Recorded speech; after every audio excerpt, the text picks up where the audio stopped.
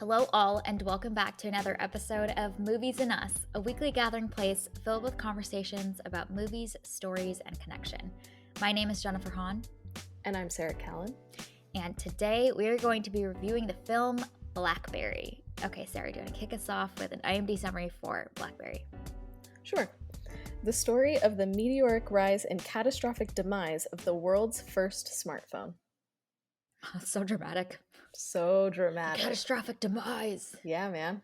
Wow. Big explosions. Yeah. Fiery demise. Okay, so let's start off with our one-sentence summaries for BlackBerry. What was yours? Mine is, movie nights with friends can solve many problems. Oh, I love that you picked up on that. Yes. I had That to was include such the an movie endearing. nights. Yeah, it was very endearing. Very fitting for our podcast, too. Yes. It was on brand, so it had to be done. My one-sentence summary is, you can hear the clickety-clack clacking of BlackBerry marching into oblivion from self-delusion. There it goes. Boop, boop. Yeah. Okay. You're not wrong. Let's start off with our initial thoughts about the movie BlackBerry, and we won't include any spoilers yet. As well, I think it would be good for us each to share our relationship with BlackBerries in general. Did we have one? Did we have friends that use them? Were we fans? Were we in the fan club? Or just a careful observer from the outside? So Sarah, tell us your relationship to BlackBerry and then also what you thought about this movie. I had a BlackBerry, and I loved it. Oh my gosh, did I love my BlackBerry. I got mine in 2009, so that was like iPhones were a thing, and people were loving the iPhone, and I said, I don't want a touch screen. I'm going to get a BlackBerry. Wow. And I loved my BlackBerry. Oh my gosh. What sold you on it? Was it all of the powerful men in suits flaunting? No, it That was didn't do the it for you? keyboard. That didn't do it for you? I wanted the keyboard. I loved that thing. It was great. But okay, so I had my BlackBerry, loved it, was like, oh my gosh, I'm going to use BlackBerry for forever. So when did you betray them? It died. Just like out of the blue one day. Like I hadn't dropped it, hadn't like nothing had happened to it. One day it literally just died. And so I went, okay, well I have to get a new phone now. And you didn't work BlackBerry still available then, or you just you made the pivot? I don't actually remember what I did. I think I went back to like an old phone until like my contract was up and I could get like a new phone or whatever. I don't fully remember what phone I had post BlackBerry, but you didn't go straight from BlackBerry to iPhone. No, I don't think I did. I was a little bit late to the iPhone train. I got there, but I was not an early adopter. And I'm usually not an early adopter, so it's on brand. It is very on brand for you. It is part of your personality trait at this point. Yes, absolutely. What about you? Did you have a BlackBerry? I did not have a BlackBerry. Nope. Oh, okay. I had a phone that slid up, like it was similar to a Sidekick, but less cool and sleek looking with the motion. It just slid straight up, and it did have a QWERTY keyboard. So, and I went from having, I think, a Razor, which it was just the number keyboard, and so when you texted, you had to like press the buttons multiple times to get the letter that you wanted. Yep. So I went from that to a QWERTY keyboard, which it felt like luxurious. But I never had the clacking, so that was I think one distinct trait that BlackBerry users all raved about. And then I remember when the BlackBerries were a thing, some people would BBM each other, and I remember feeling like, man, I can't get in on that whole thing because I'm not in your little BlackBerry fan club network. So that was a thing for a bit. But I think once the iPod came out, then I think that was kind of the gateway drug to people really buying into Apple. And at that point, you're like, why do I have a phone and an iPod Touch? Let's just all in one, as they say in this movie. Yeah, nice. Yeah, very interesting. So I think that may or may not color our lens of Yeah. this movie a little bit and what resonated personally versus didn't. So that'll be fun. Okay, so tell me your thoughts about the movie Blackberry. Did it work for you? I had a really fun time with this. I Yeah, it was great. I was not looking forward to this movie. I did not want to watch this movie because I really didn't want to watch yet another like tech startup biopic thing. Just wasn't interested in that. But somehow this movie really like captivated my attention, and I think part of it is because I remember what it was like during this time. I remember people being excited about blackberries. I remember loving my blackberry. So that piece of it was really fun, but there's also this like nerdy, scrappy quirkiness about this film too that I really enjoyed experiencing, and I think it was fun, and that was just nice to see that this film, while it hits all of the traditional notes of the tech biopic or whatever. It I feel like it brought something new to the table. It was a different way of telling this story that we're all too familiar with. So I had fun. Yeah, and it ushers in a lot of really interesting topics, which I think is pretty illuminating. And many, many dimensions beyond just the like, okay, we have a genius CEO that's just diving into self delusion. I there's a lot of other side plots around workplace culture and the choices we make in our supply chain and all that kind of stuff that I think is pretty interesting. I was loving this movie up until the point where we flash forward a couple years and Mike has very, very long white hair and looks like a comic book villain, and that's when it lost me. I'm not gonna lie, I could not take that seriously, and I think it's just a little over to the top to the point where I was like, "All right, we're heading into some, uh, really interesting waters here." I think everything else up until that point was so punchy. I think that I didn't love the ending of this, which I think colors the rest of the movie to me. I was just looking for something else, I think, in this ending, and it ended very differently than I expected, um, a little abruptly. So, first half, honestly, first two thirds of this movie, I had a great time with. And I thought the cinematography and kind of the camera work that this film is doing adds a really interesting dynamic to one, you feeling kind of integrated and part of this world, but two, kind of this like frenetic, chaotic nature of, I'm sure, what being in a tech startup looks like that I think contributed a lot. It was pretty interesting. Some of the camera work was really fun to see.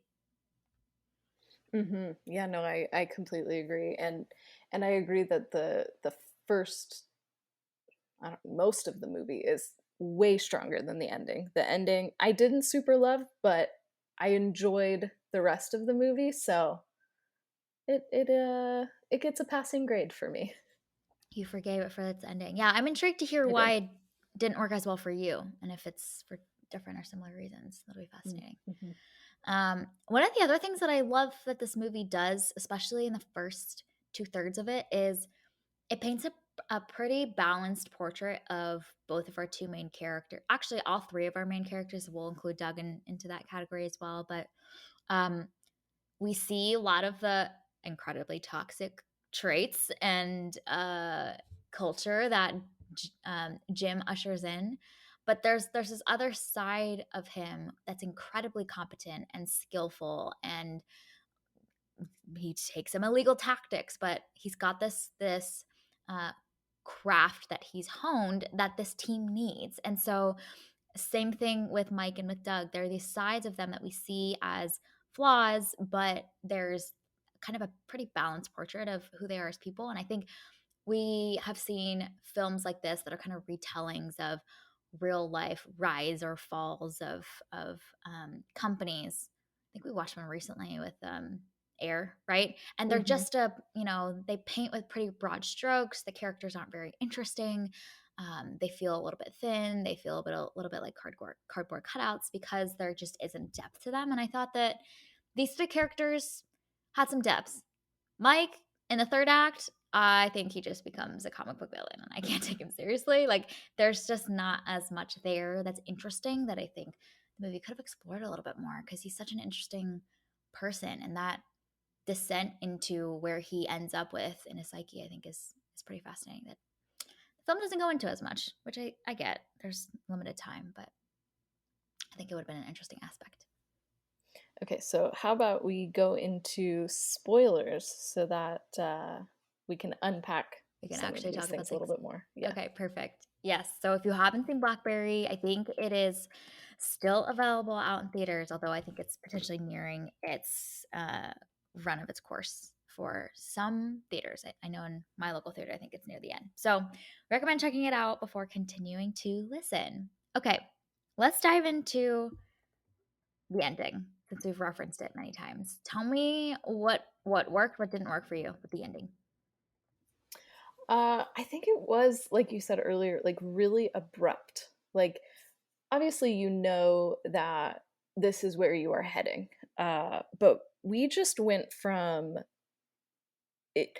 I wonder if the film was trying to mimic the pace of the rise and fall of BlackBerry because we seem to go on this rise for a really really long time, and then all of a sudden we just like free fall drop, and then the movie's over, and it felt very abrupt and just disjointed. You know, we see Mike become a comic book villain. I think Jim also becomes a comic book villain, Yes. um, and then the movie ends. And I struggled to understand how we got there so quickly because both of those characters, like Mike became somebody completely different, and we maybe saw hints of that along the way, but we didn't see that full transformation of him, so it didn't make sense. It felt like he just is someone totally new. And then Jim seemed to just become a worse version of himself. All of his worst characteristics were just magnified by like 100. But again, like we didn't see how these characters got there, so it just felt like we jumped through time, and now they're these different people, and then the movie ends. And so I just wish that some of that pacing to get us to that ending was just a little bit smoother, maybe a little bit fleshed out, so that we were able to get there a little bit easier. Yeah, yeah. I think that's very true as far as your point around the allocation of time. It is pretty abrupt. And I almost think that if the film wanted to focus on the rise and give us just a short scene showing the kind of the aftermath of the fall and keep it much shorter, that would have been fine for us too. You know what I mean? Like flash forward, everything is in chaos and then movie ends. But we kind of spend like another 15, 20 minutes in that like um the the the the fall part. And I think most of what this film seems to be interested in is some of the rise and how quickly they rose and what all the things that they were willing to do.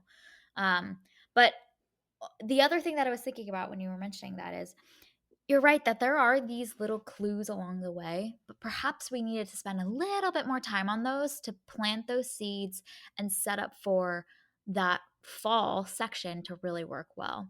Because there are these little moments like the cracks in Jim and in Mike and Doug's, these are all just like generic male names. You're Um, not wrong.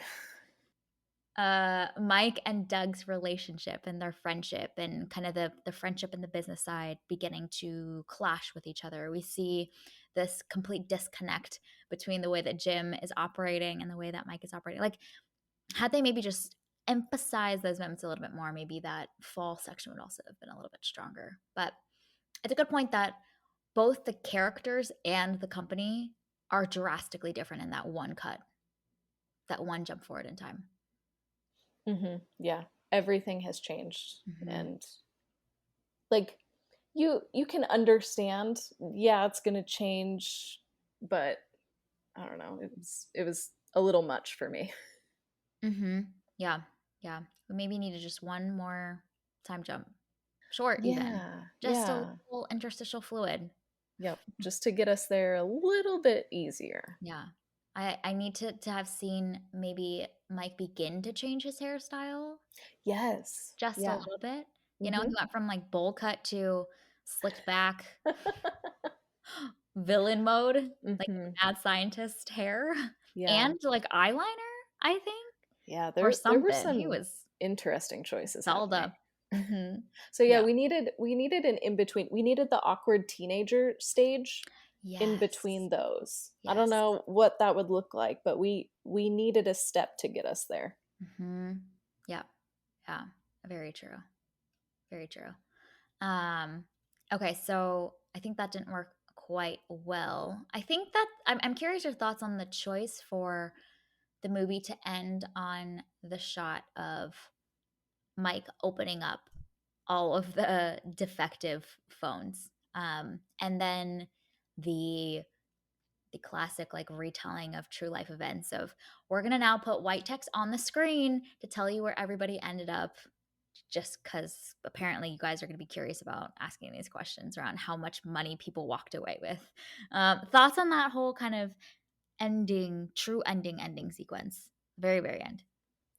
Yeah, I liked him opening up all the boxes and working on the phones. Like that felt appropriate to me. Also, those phones sucked. I remember Really? You playing with remember one them? of those in like the store, or Wow. maybe a friend had one or something. I don't remember, but like I remember playing with it and going, "Oh my gosh, this is the worst idea ever." Mm-hmm. So it was anytime they were talking about BlackBerry's touchscreen phone, in my head, I was going, oh my God, that was a terrible product. This is going to be awful. And it was. So it was that, because I had that context and that knowledge, that part of it was satisfying to me. And we had already established that that's just part of Mike's character. And it was nice to see, even though he has become a supervillain with terrible hair, he still retains that little perfectionism piece. Even though that doesn't seem like a super like realistic thing that would happen, I feel like it was a nice thematic or story thing to happen. Yeah, I loved that ending shot of him surrounded by these boxes and boxes of this faulty product that he's created, and it's a great payoff to the setup early in the film, and honestly throughout most of the film, this thread of how much will we compromise on quality and our values and our morals to just sell out and make this corporate machine more and more money. And you see him begin to concede and give more and more and more away of what he was willing to hold on to. And this is the culmination of that. So I loved that. I think it ushers in some really interesting thoughts and ideas, and I think a lot of empathy in some ways for Mike, where when you've bought into this narrative and there's all of this corporate pressure and the board and the shareholders and that that pressure cooker just, I mean, it just like churns you out and just spits you out, and you kind of forgot who you were along the way, which is why I think that this friendship between him and Doug and the way that it unfolds is kind of interesting to me. I'm fascinated by Doug's character, though, even though he's kind of a side character and he's kind of there to add color and texture. But I think the inability for Mike to hear anything from his closest loved ones in his life is such a big part of his downfall, because he's just put blinders on and is no longer willing to hear any other perspectives. And that is kind of the most dangerous place that we can be as a person, when we can no longer take in input and new perspectives, which is zeroed in on what we believe in, which is sometimes and often false. So um, I thought that that was a really beautiful thing. I think that the ending white text sequence, though, I was like, I mean, these just feel a little weak to me, especially the slow hype up for the 0%. I just was like, okay, this is a little bit cheesy. We get it. We know, we're aware, you know? Um, so that didn't feel very elegant to me. Well, and so this movie has kind of sent me on a little like researching deep dive because more and more when we watch these biopic movies, I'm wanting to research and see how much is truth and how much is just fiction. You're like a Um, little investigative detective. yeah, because I'm very intrigued by this because we've seen quite a few of movies like this that while I don't think that this movie was positioning itself as based on a true story, we know that Blackberries existed. We know that this company existed. These are based on real people, but there's a lot of liberties that they took with this is what I found out. And I've just been wondering, these movies that are drawn from real events or drawn from real people, like what responsibility does the movie have to be accurate? And do they have any? So I've been thinking about this because a lot of, so like Doug Mm, was mhm. a real person, but the real person is nothing like the character in the film. Yeah, No way. very different human being. Yeah, uh, Wow. yeah, That's a pretty big, creative liberty to take. right. Like, we're not even gonna Um, try like, it's one thing to yeah. be like, "Okay, it's they tried to make it based off it, but they didn't really nail it," right? It's Hmm. another to be like, "Yeah, this is not very interesting for a story." Yeah, Wow. yeah. And apparently, like Mike recognized how revolutionary the iPhone was going to be instead of resisting it like he does in the movie. Which is, I mean, it's not the Oh. biggest detail, but that is a pretty That big is detail huge. about No, this that's character. that's a big detail. That's a big Okay, detail great. because because he's painted as far more Yes. gone in the depths of his self-delusion in the Yeah. movie than he actually was. It's one thing to be like, we recognize this is going to be revolutionary, and we tried to compete and couldn't. But that whole pitch that he gives at the end, just Hmm. such a weak moment for him. Yeah. Man, Yeah. And like the other, I guess, related yikes. piece to this is that like the the culture of RIM, the company, was very different than it was portrayed in the film. Oh Um, wow. and I think again this is these creative liberties to get this story to fit into this Silicon Valley tech startup vibe that we're all used to now, Mhm. when this was not a Silicon Valley startup. It Mhm. was based out of, I think, Waterloo.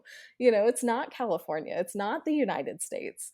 And it was a very Mhm. different culture than is portrayed, but probably the real culture is not as fun as this quirky, scrappy, nerdy culture that the movie Mm. portrays. So I don't have an answer, but I've just been thinking about, what do these movies owe the audience when they are creating a work around real events or real people? Mhm. And I don't know. It's a really interesting question. I'm glad you did some research on this. This is really great because it's bringing up, I think, a really interesting topic, and it's one that The Crown has also faced a lot of Mm-hmm. conversations around, especially because, well, I think it's a different like moral dilemma when you're telling a story about someone who is no longer alive and you completely rewrite their story. So that's one category of conversation. The other one is when it's about figures that are still actively in their roles, like they're still very much walking the earth, and their public image, their reputation, it's all kind of being exposed and on the line in a retelling, in whether it's a TV version or a filmed version. But um like, legally, what can you sue or not sue for? Or is it the fact that you're just a public figure, like you automatically are opening yourself up to whatever interpretations we want to paint of you?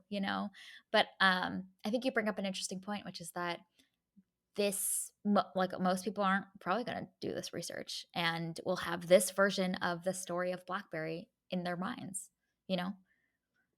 Mm-hmm. Yeah. It's And these impressions about these people that are still mhm. here, and Yeah. their legacy and the work that they did, like this one movie can rewrite who the public believes Mike is or Jim is. That's a lot of power to hold, you know? Yeah, yeah, and where is the line? Like, how do you do enough to not get sued for, I don't know, whatever, misrepresenting a figure, while also creating an entertaining movie?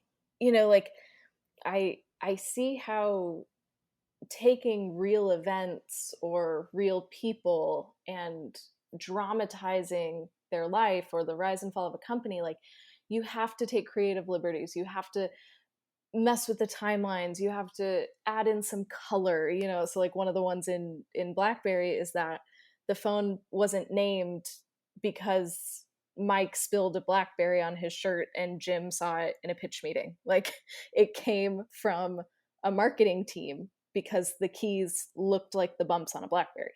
So, like, I get how you make it like this, oh my gosh, moment of brilliance, and that's how the brand was born. Like, I understand how you get there, because that's probably more exciting than a bunch of creatives trying to come up with a name for a product. But I don't know, where does the truth fit in all of this? Where do facts fit in with all of this, beyond just some white text at the end of a movie? Mhm. Yeah. I And don't then know. also what that does for the belief systems and the kind of glorification of certain like narratives that the public has, Mm, like we mhm. have long after movies like The Social Network just like glorified and loved this honestly like the Cinderella story of this genius who has a great idea, who's brilliant, but who's kind of a rebel and is so great at his craft, and builds a team and they hunker down and work hard together and they build this like brotherhood. It's often dudes, so they build this little brotherhood where they really just understand each other. And then all of a sudden they get their big break and they make it, like the idea that, and sometimes ideas come from moments like spilling something on your shirt, but there's a lot of craft and skill that marketing teams have to name something well, like, if I'm that marketing team, I'm like, "Yo, all these months of work that we did trying to name this thing, Right. and this movie is gonna make it seem like this one dude just, like, spilled something and they had this moment of brilliance where they happened to both agree on the name in the middle of this big pitch meeting." Like, that's not how things work, and that's not how we should be getting things done. Like, let's go in with a clear name in mind that we've thought about and done market research on, like there's I think that that idea of spontaneity in these big Cinderella storylines where you go from nothing to, you know, elevated to God status, it's like exciting because there's a spontaneity, but it's also unrealistic and I think sets people up with unrealistic expectations about what it takes to go to those heights. Mhm. Yeah, it's the adult version of a fairy tale. Yes. Yes. Those are Yeah. our fairy tales, Mhm. Mhm. Yeah. especially in America. Yes. Yes. Exactly. Um, and I think it's interesting to see the way that after a lot of those movies and the stories and magazine profiles on the big tech giants came out, there was this kind of big wave of people really excited about like quitting their jobs and creating startups. And then the narratives kind of shifted in the past couple of years in the tech world around like, let's demystify this myth because it's a lot of work. It's a lot of stress. You put so much time, energy, money that you sacrificed away from your family. Like people had to like mortgage their homes and put their life savings into this and it sometimes failed. Like let's demystify kind of this toxic glorification of something that is not really real. Like you mentioned, our modern day fairy tale, but the capitalist version. Yes. Yes, it is a capitalist fairy tale, Yeah. which we love.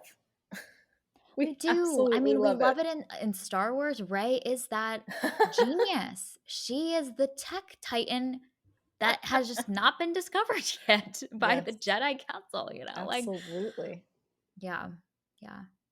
But I think we love it just in general, in the sports, like all these sports movies around like this kid who's been overlooked and has had a rough childhood, but then is discovered and gets plugged in with the right people, then rises to fame. We love that there too. Mm-hmm. With Yeah. music, the Yep. music industry becoming famous. Yeah. Yep. The zero to hero Yes. is what we love. Yes. Zero to hero, but like with spontaneity and Yeah. coincidence and kind of these miracle Mm-hmm. moments. Yep. Yeah. A lot I of think luck. because it keeps the hope alive for us as like average Joes to believe that one, maybe we're more fabulous than we think we are, and then two, maybe someone will discover us. You know what I mean? Hmm. It's a Absolutely. more difficult story to sell to be like, let's take an inside look into the grueling, like years and hours of time and those like breaking point moments where these people continue to persist despite everything staring in its face that they couldn't do it. Hmm. That's far Yeah. less glassy. Yeah. We just make that into like a 1 to 2 minute montage. Yeah. And then we get to, where they Yes. are victorious, but we don't, the entire movie is not Rocky training to be a fighter. Yeah. We get a few moments of that before he goes and fights Apollo Creed. Not Apollo Mhm. Creed, but like Yeah. we don't want to watch a whole movie of somebody just struggling. Yeah. There are movies No, that's like true. that, but those aren't the feel good ones always, Mhm. Mhm. because life is hard and we want to escape to a film. Yeah, but it's such a like false sense of a high. We just love the high of, the final sequence of Top Gun Maverick where after their apparently months or weeks of grueling training, like they can now execute that Hmm. mission. Yep. But like I don't want to have to put in the work. I just want the high of getting to execute the mission. You know? Hmm. That's I mean, it is very satisfying. I'll give it that, Heck but yeah. yeah, it's not real. No, it is not. Not us just injecting like a sobering dose of realism into this story. I mean, Yeah, because it was that BlackBerry scene that made me go, this doesn't. you're like, I call bullshit. I did. I was like, that's a really nice moment. It's a good movie moment. But in my head, I was going, that's not how this was named. There's no way that this is how this was Mm, named. And then yeah. that sent me on my researching rabbit hole. Well, actually, I think you bring up a really interesting point, which is that okay, we can do that when it's Top Gun Maverick and it's Apollo Creed training and it's Rocky and it's blah blah blah, right? Like those we know are fictional stories and we kind of have that mentality going in. But I think the point that you're making, which is really interesting, is that it's more toxic for us to say that something is true about a real life event but not actually but to have that much creative liberty to stretch the truth to the point where we're not even telling the truth anymore, but the audience is going to believe that this was true because you're telling me it's based on true events. So it's a different reading and coding that's going to be received in my brain as an audience member if I'm watching a like Michael B. Jordan train versus someone that you're telling me actually went through this and we're now stretching the truth to the point where it is this weird mix of reality but also this kind of glorification of whatever story is kind of convenient for us. I think that's more problematic than these kind of like Hmm. dreamy stories that we like to tell that are Yes, fictional. absolutely. Yeah. And I think fiction, yeah, totally fine. Do whatever you want. We're along for the ride. Are there problematic things in some of those stories? Of course. But like, Yeah. you are fiction. You can take all the liberties in the world you want. Mhm. Everyone in Mhm. Fast X is now a superhero. Everything is detached from reality and physics, but that's okay because we're not basing this on a true story. Right. Right. But Yeah. I think, especially because there are so many movies and series that are based off of real people, based off of true events. Like, I feel like this is something that needs to be talked about a bit more because you're right. When you know, like, okay, I'm going to watch this movie about BlackBerry. BlackBerry existed, it was a company. I know some things about it. I'm going in thinking this is going to be at least mostly factually accurate with Yeah. some Hollywood gloss because you have to. Mhm. But I think it's an interesting thing to think about, and I wonder how movies are going to continue to adapt to biopics. Like, are we going to go more towards the truth, or are we going to go more towards fiction? You know, I've also been thinking about Blonde, which was not a retelling of Marilyn Monroe's life, but it was based on a book that was a fictional version of Marilyn Monroe's life.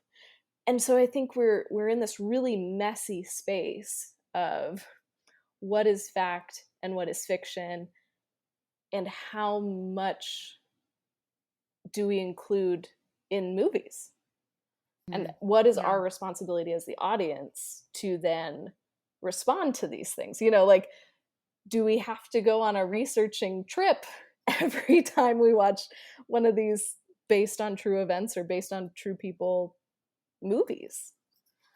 I don't know. It's looking like we're probably going to have to.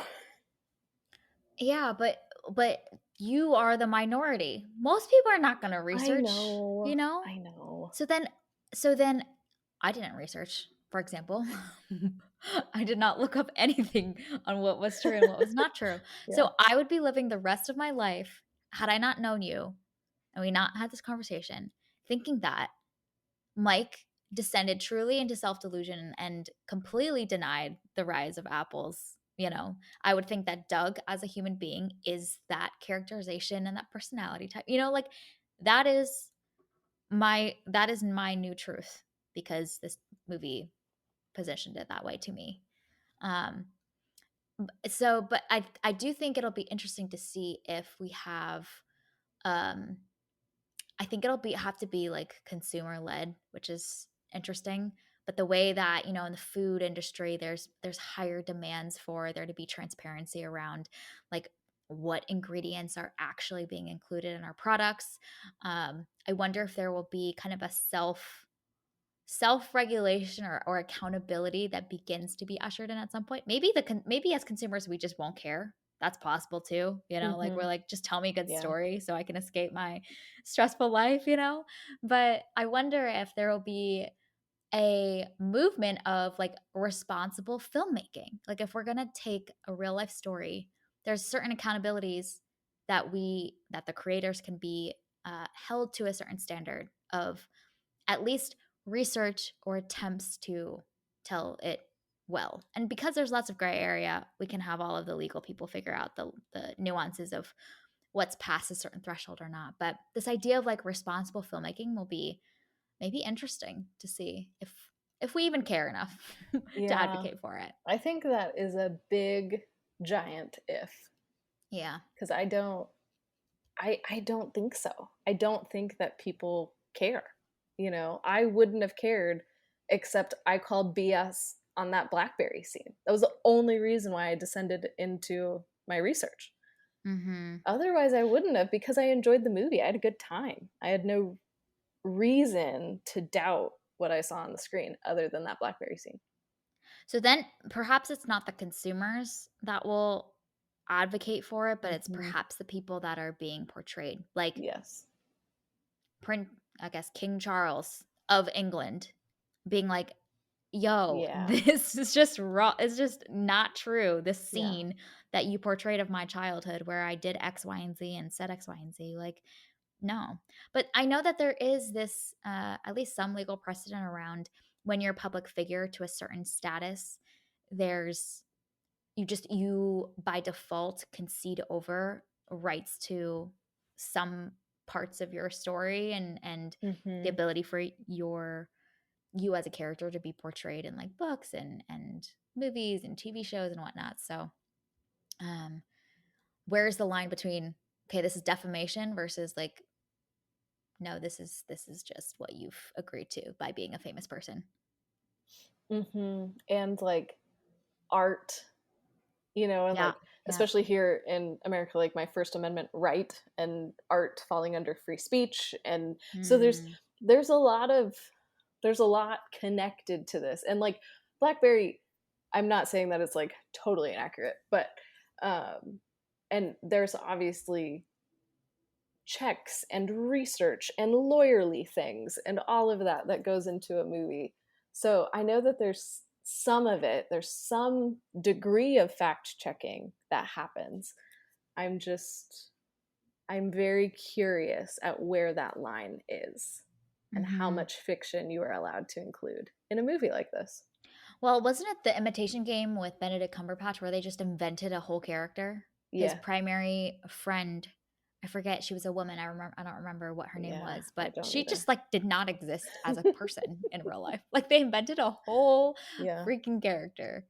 I think that that happens quite often Frequently. though, Yeah. because you need this character so that the film will follow a narrative arc, because our lives don't follow a neat 3-act structure, and so Mhm. sometimes you just got to make things fit into a 3-act structure. So again, like I don't know where the line is of how much fiction can you include, and I mean, thankfully, it's not up to me, so I don't have to make these decisions. I can just ponder them for days. Yeah. Yeah. Yeah. Man. But if I'm Mike, I'm like, man, y'all portray me to be just an absolutely, I just went absolutely loony on this power trip. Like, okay, Mm-hmm. cool. That's great. Now people Yeah. think that that's just who I am as a person and that's my reputation now. And that's how I will be remembered for people that didn't really know me personally. Because who does? Unless you, which, but then, okay, this ushers in an interesting other dimension, which is this need for famous people to have social platforms to be able to fight back against media sources or other Mm-hmm. people's tweets or rumors. Like, that is the only platform that they have to say, this people are saying this about me, and I'm here to tell you that it's not. At least they have a voice in that, which before social media, they were solely reliant on magazines and publishing outlets to tell their story. So, but then you have to do all the work to like curate a personal brand and be posting and sharing and debunking and then doing that in an elegant and in an elegant way that also doesn't invite more critique. Like it's just a whole nother game. Well, and it's interesting. I read that the real life Jim, like the one in the movie is like an extreme version of the real life Jim. Mm. And so some of Mm. the things like the whole like hockey team thing, Yeah. that was not accurately represented either.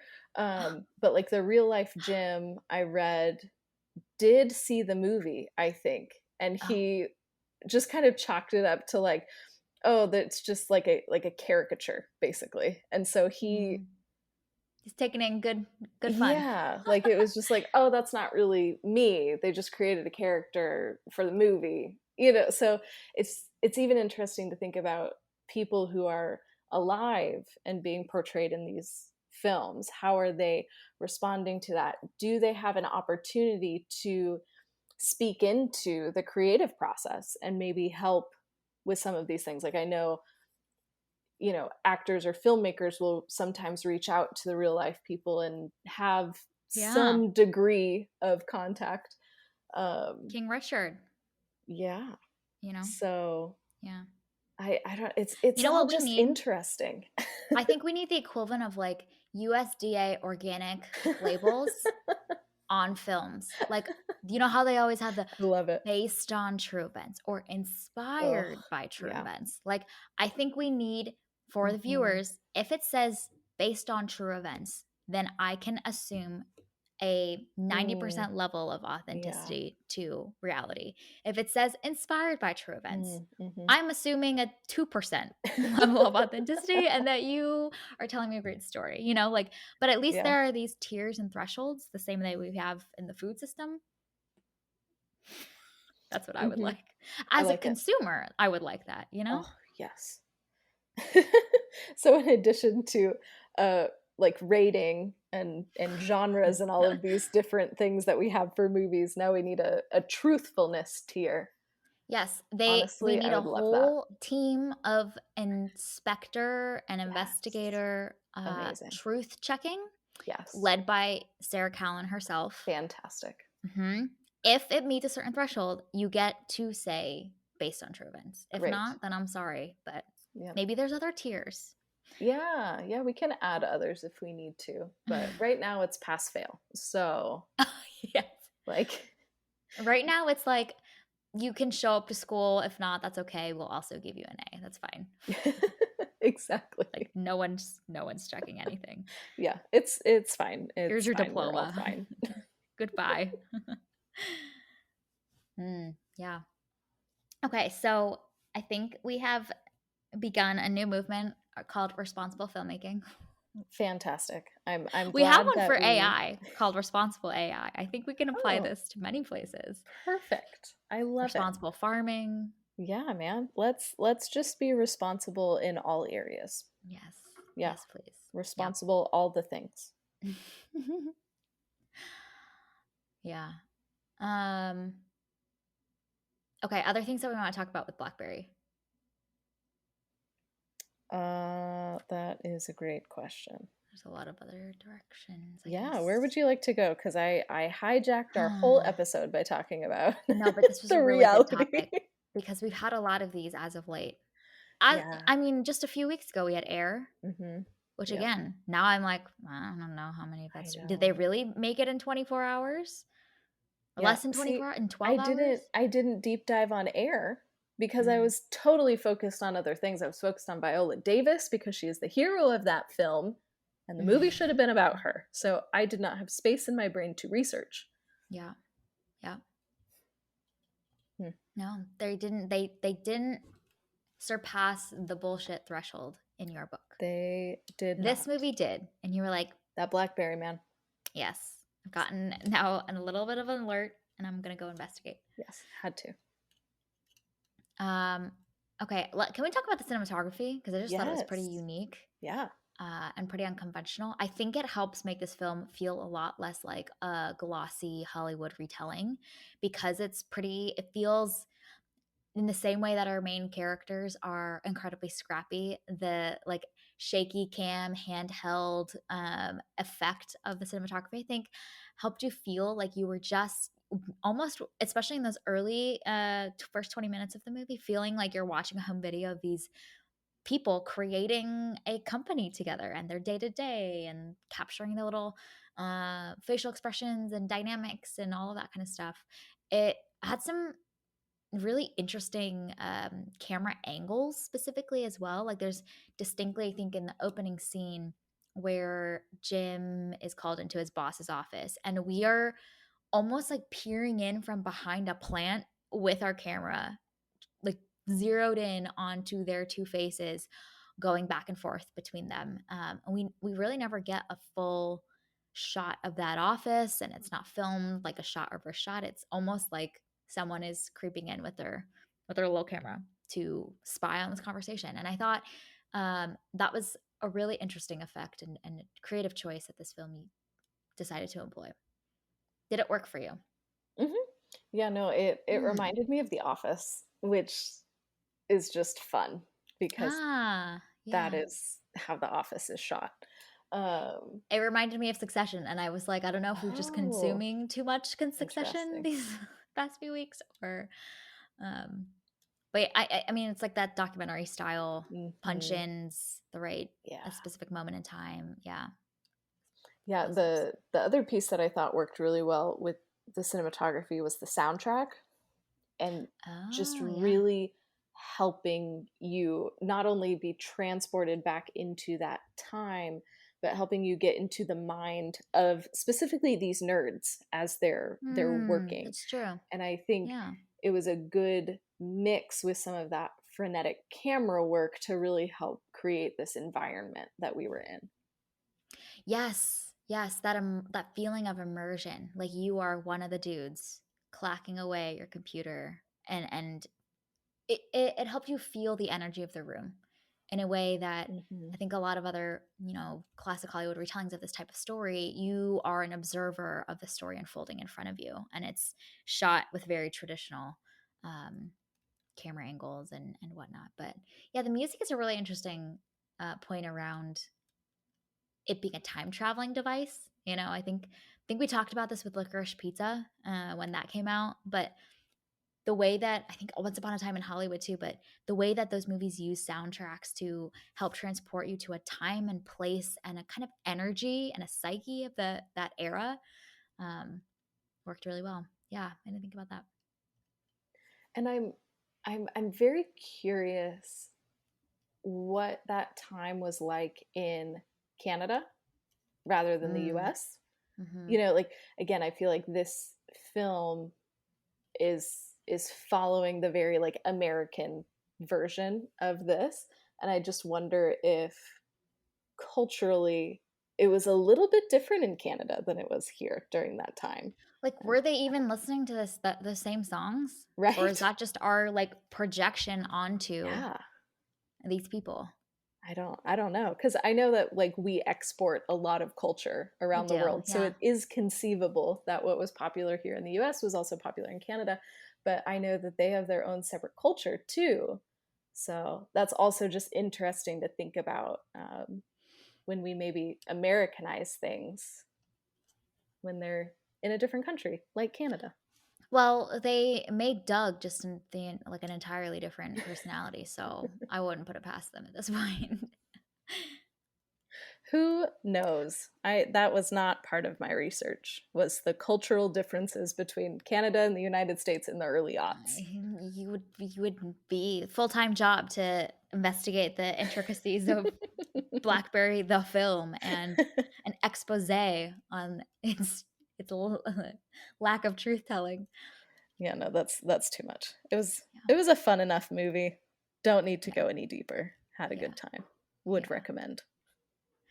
I think one thing that we also seem to love about these tech fairy tales is the dynamic between partnerships and the way that there is often this friendship or some kind of rapport or trust, and the way that that trust begins to erode when the vision for the company begins to deviate from each other.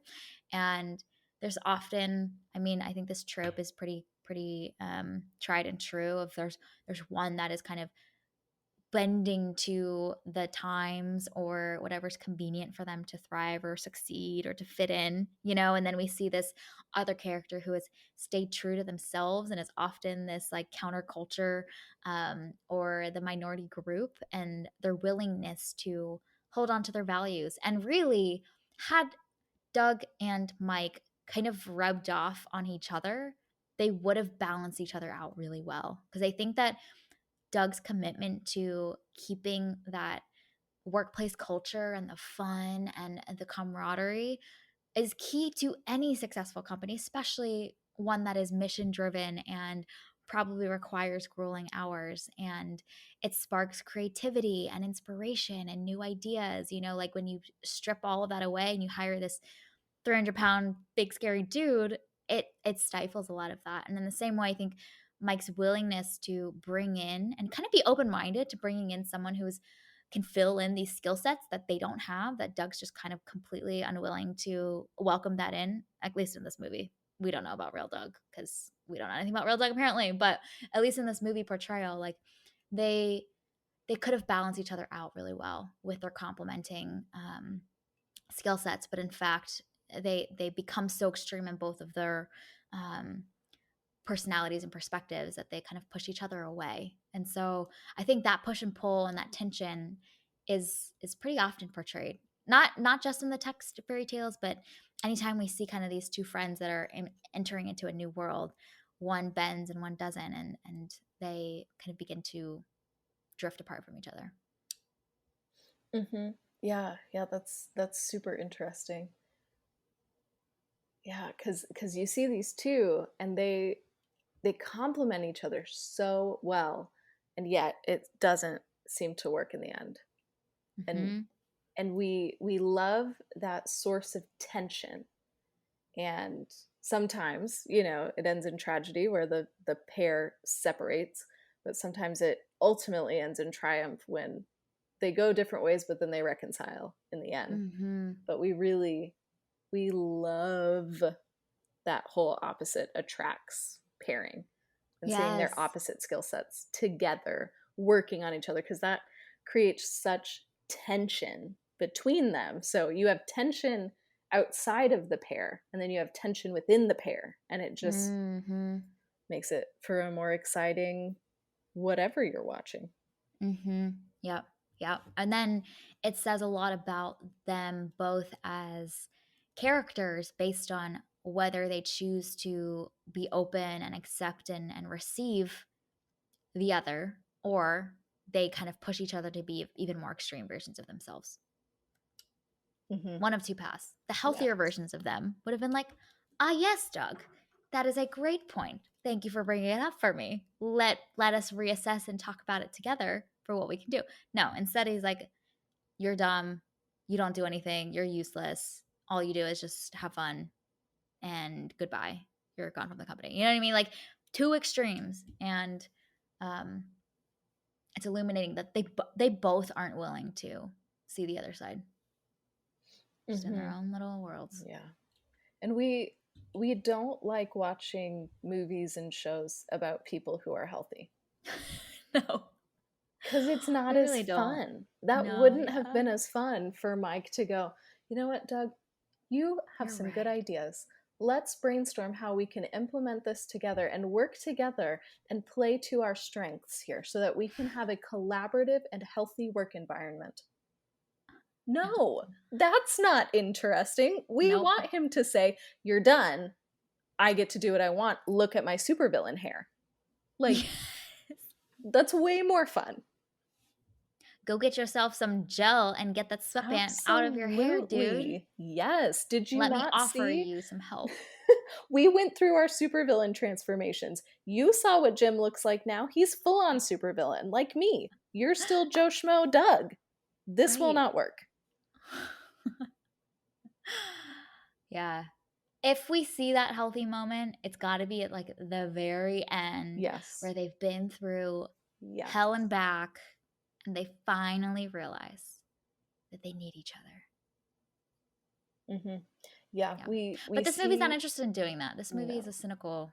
cynical view on Yeah. the ability for human beings to get drunk off power, basically, because both of our two main characters, Jim and Mike, both are like completely in their own worlds and in their own delusions and drunk on their power trips.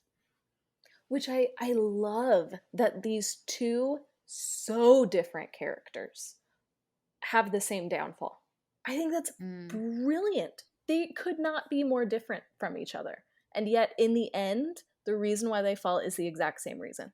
And I think that mm, that is super interesting. mm-hmm. Yeah.